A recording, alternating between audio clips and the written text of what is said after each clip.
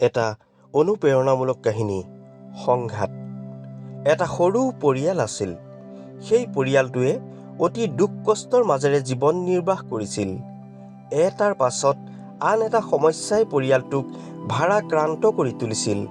মুখ্য উপাৰ্জনকাৰী দেউতাক আছিল এজন পেছাদাৰী ৰান্ধনী আৰু তেওঁৰ ল'ৰাটোৱেও দেউতাকৰ কামত সদায় সহায় কৰি দিছিল। তথাপি যেন পেট ভৰাই খাবলৈ নোজোৰে কোনোদিন, পিন্ধিবলৈ এযোৰ ভাল কাপোৰ নাই। বৰষুণ দিলেই উজাগৰি নিশা কটাবলগীয়া হয় পৰিয়ালটোৱে। জীৱনৰ এই সংঘাতবোৰ দেখি দেখি ভাগৰি পৰা কণমানি ল'ৰাটোৱে এদিন দেউতাকৰ ওচৰত অভিযোগ কৰিলে, "দেউতা, আজিৰ পৰা মই আৰু তোমাৰ লগত কাম কৰিবলৈ নাযাওঁ। মই বহুত ভাগৰি পৰিছোঁ। মোৰ ভৱিষ্যত অন্ধকাৰ দেখিছোঁ।" ল'ৰাটোৰ হতাশ ভৰা প্ৰশ্ন শুনি দেউতাকে কি উত্তৰ দিব ভাবি ভাবি তাক পাকঘৰলৈ মাতি লৈ আহিল।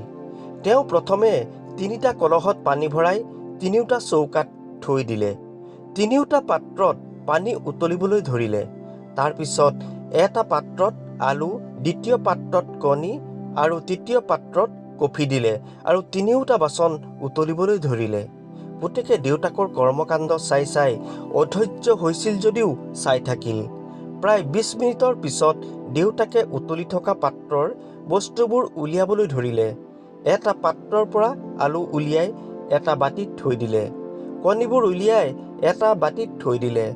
তাৰ পিছত কফি উলিয়াই কাপ এটাত ভৰাই দিলে। ল'ৰাটোৰ ফালে ঘূৰি চাই দেউতাকে সুধিলে, "তুমি কি চাই আছা?" সি ক'লে, "আপুনি সিজোৱা আলু, কণী আৰু কফি চাইছোঁ।"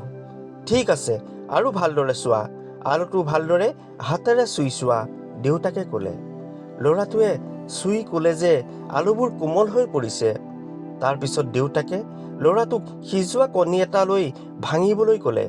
সি দেখিলে সিজোৱা কণীটোৰ খোলাটো ভাঙি যোৱাৰ পিছত খোলাৰ ভিতৰত থকা কিছু কঠিনকৈ সিজোৱা কণীটো আছে। শেষত দেউতাকে ল'ৰাটোক কফি খাবলৈ ক'লে। কফিৰ সুগন্ধিয়ে তাৰ মুখত হাঁহি বিৰিঙাই আনিলে। "দেউতা, তুমি যে এইবোৰ কৰি মোক দেখাইছা, ইয়াৰ অৰ্থ কি?" ল'ৰাজনে সুধিলে। তাৰ পিছত দেউতাকে বুজাই দিলে যে আলু, কণী আৰু কফিৰ 3টা বস্তু যদিও বেলেগ, সিহঁত একেটা প্ৰতিকূলতাৰ সন্মুখীন হ'বলগীয়া হৈছে। সেয়া হৈছে উতলি থকা পানী।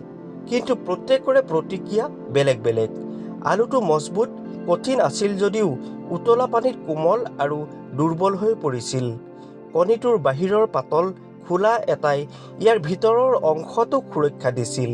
সেই উতলি থকা পানীত কণীটোৰ পনীয়া ভিতৰখন কঠিন হৈ পৰিছিল।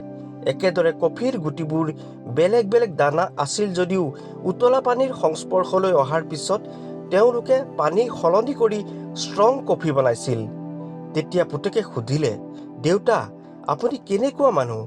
এইবোৰ আচলতে কি কৈছে আপুনি?"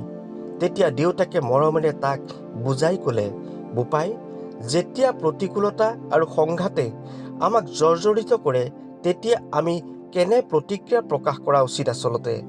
এই যে দেখিলা, আলু নে কণী বা কফিৰ দানা হ'ব বিচৰা তুমি?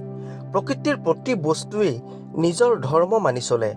আমিও জীৱনৰ সংঘাতপূৰ্ণ প্ৰতিঘাতবোৰ নেওচি আলু, কণী, কফিৰ দৰেই আগুৱাই যাব লাগিব। সময়ত কোমল হ'ব লাগিব, সময়ত কঠিন হীৰা হ'ব লাগিব আৰু এদিন কফিৰ দৰে সুগন্ধি বিলাব পাৰিব লাগিব আমি। এয়াই মানুহৰ জীৱনৰ প্ৰকৃত কৰ্ম আৰু ধৰ্ম। কাহিনীৰ নৈতিকতা। প্ৰিয় শ্ৰোতা বন্ধু-বান্ধৱীসকল, জীৱনত আমাৰ চৌপাশে প্ৰতিদিনে নতুন নতুন কথা ঘটে।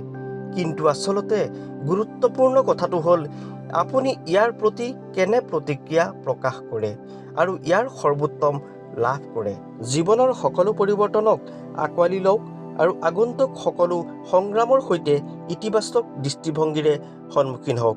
প্ৰিয় শ্ৰোতা বন্ধু-বান্ধৱীসকল, এইখিনিতে আপোনালোকলৈ অনুৰোধ, যিসকলে এতিয়াও আমাৰ চেনেলটো ছাবস্ক্ৰাইব কৰা নাই, নিয়মিতভাৱে এনে ভিডিঅ' পাবলৈ আপোনালোকে চেনেলটো ছাবস্ক্ৰাইব কৰি ল'ব। লাইক কমেণ্ট নিশ্চয় কৰিব। সকলোকে ধন্যবাদ জনালোঁ।